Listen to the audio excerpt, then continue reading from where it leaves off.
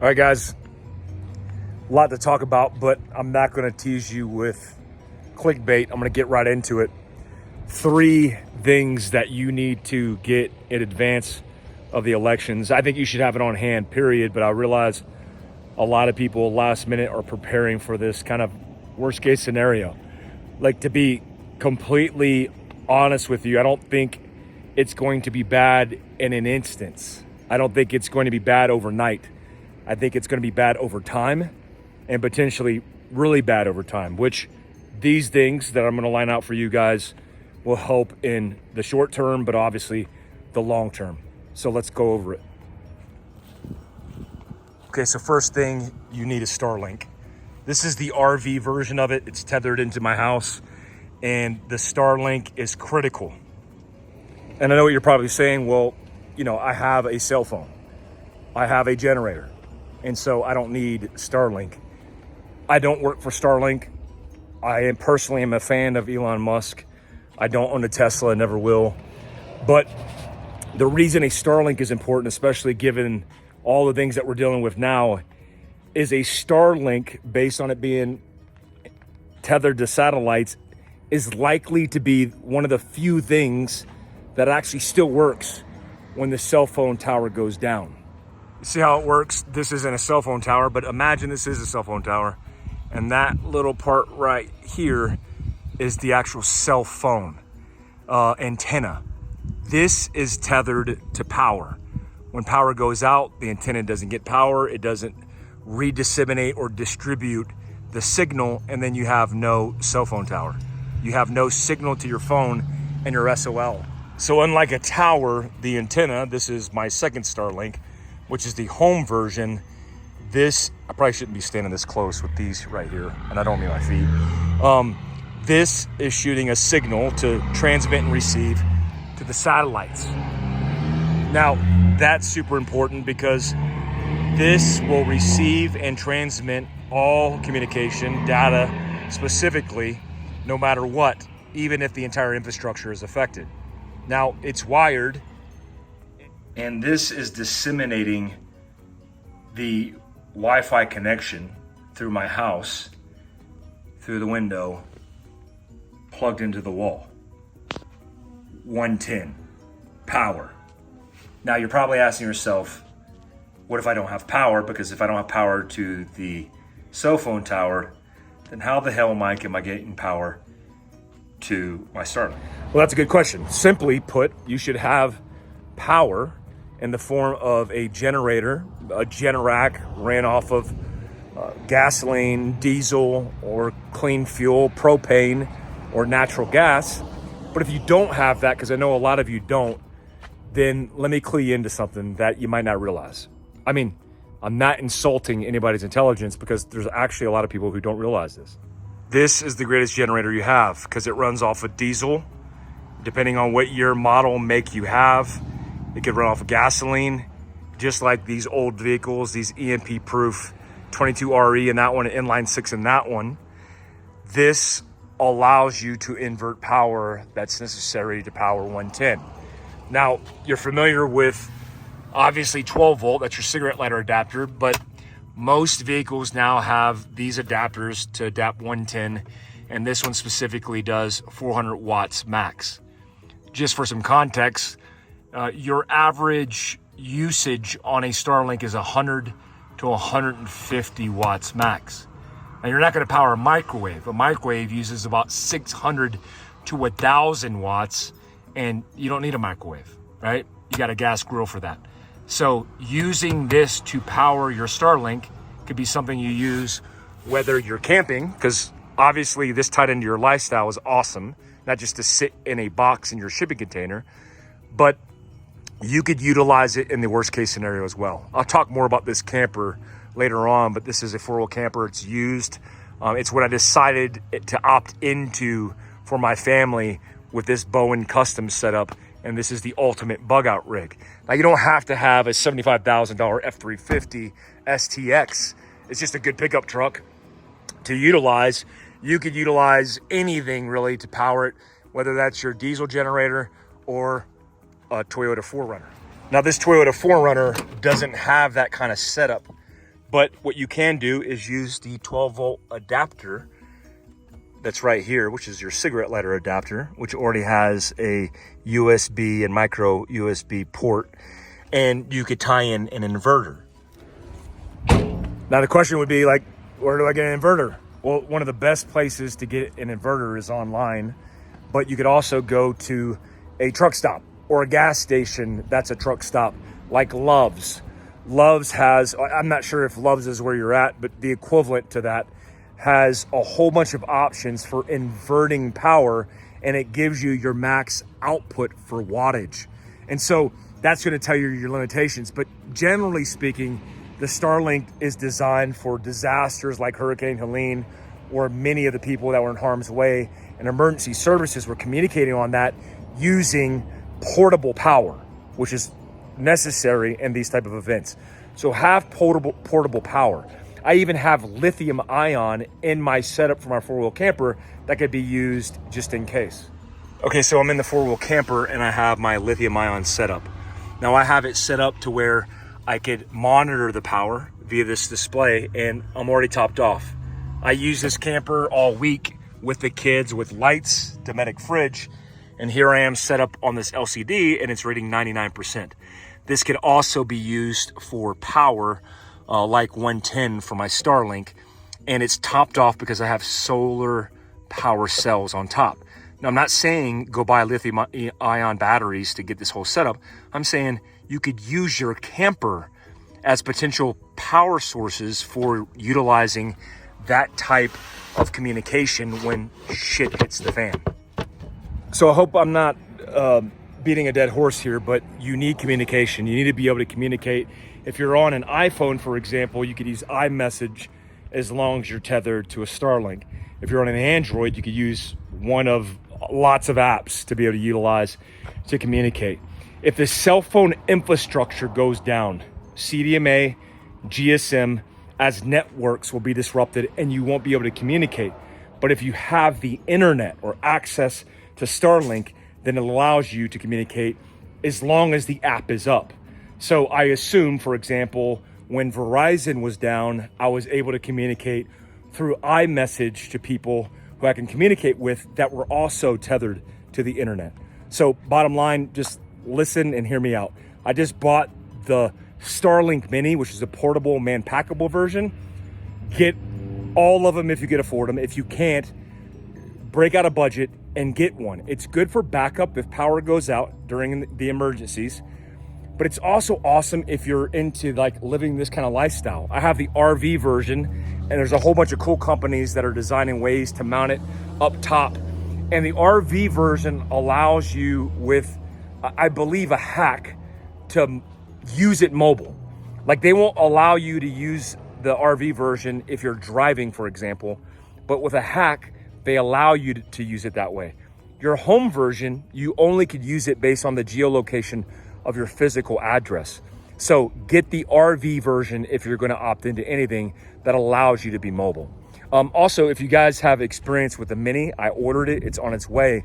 Let me know how you like the Mini in comments down below. Let's move on. All right, the next thing is Stockpile. This is a 40-foot container I had brought in that's stockpiled. I'll show you guys that later. But I always get asked, Mike, how much food, how much water? And my answer is the same. Always. It's based on your capacity and your budget. If you're willing to invest, which you should be, reorient or redisseminate a lot of your resources into long-term storage of all the things. And I say all the things because it's not about just food and water. Those are the staples of survival, but there's a lot more to talk about.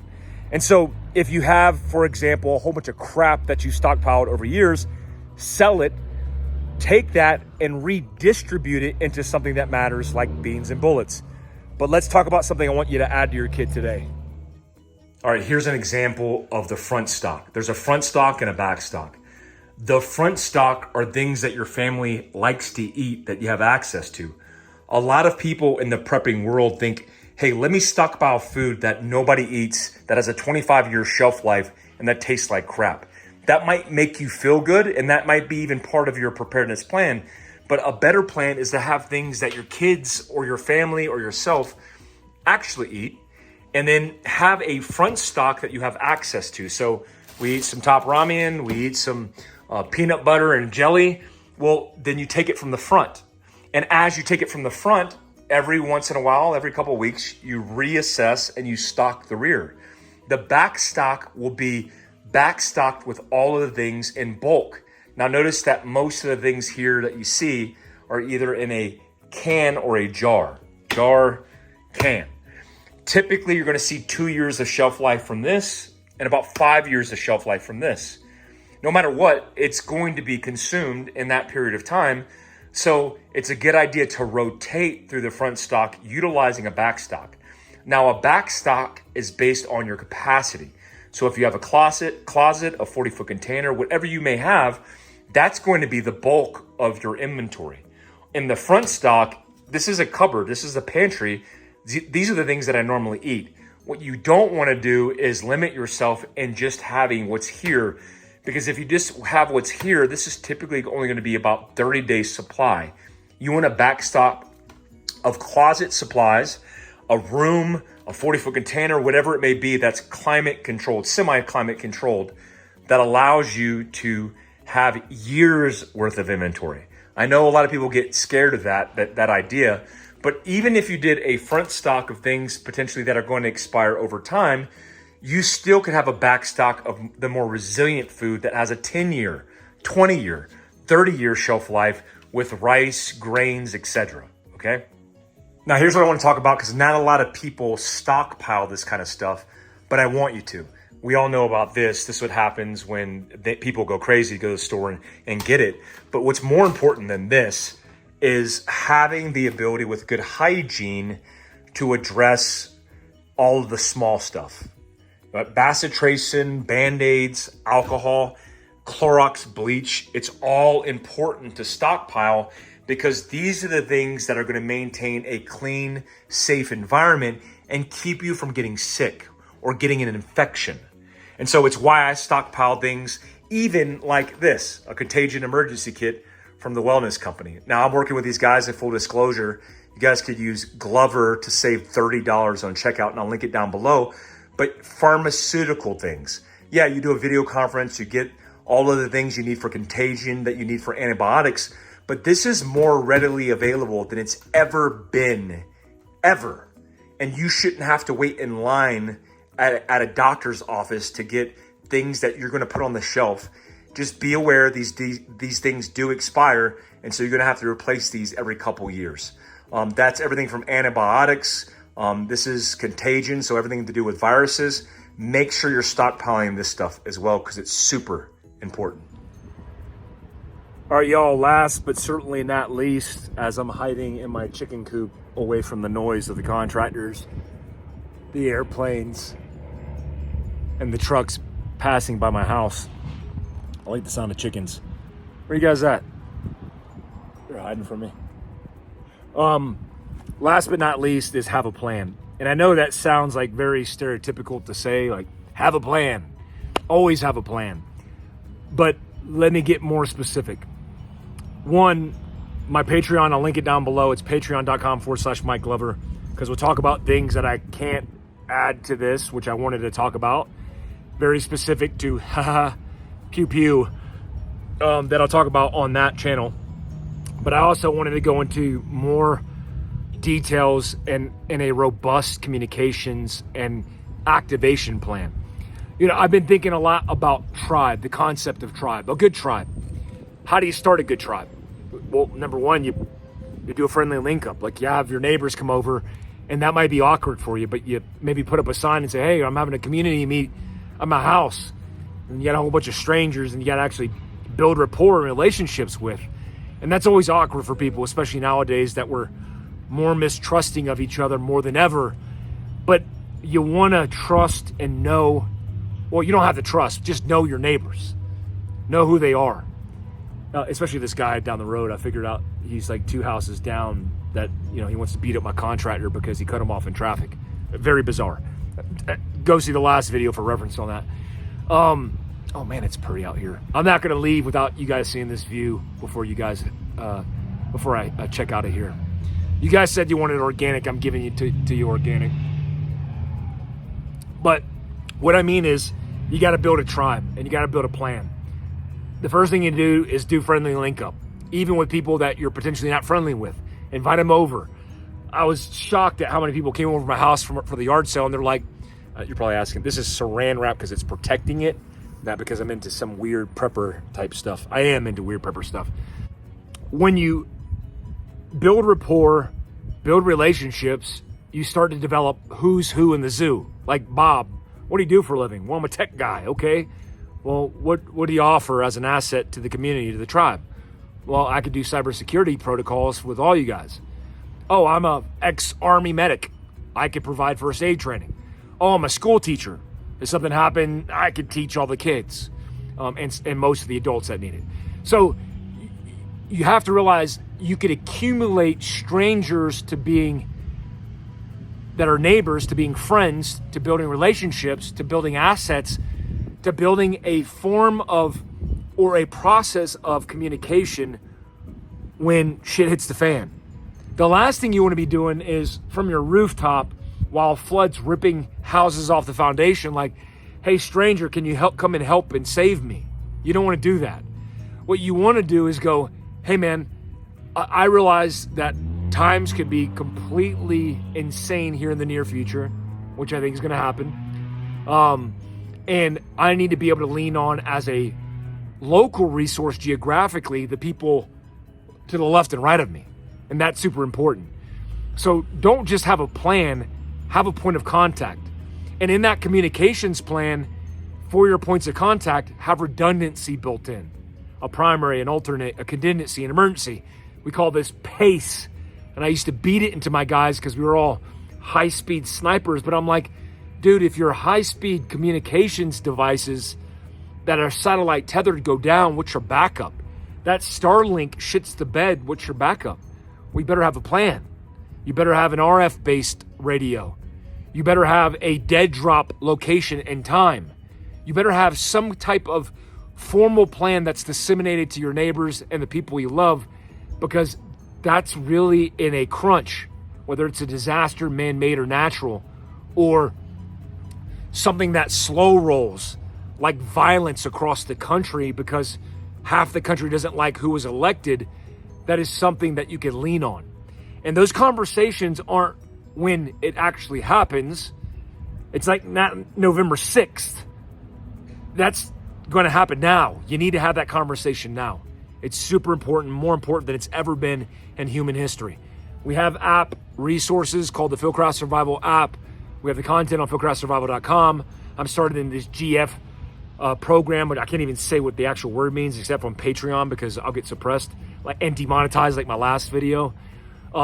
It's a wild time in our country's history, and you just need to be prepared. Starlink, Stockpile, and have a plan, especially in communications.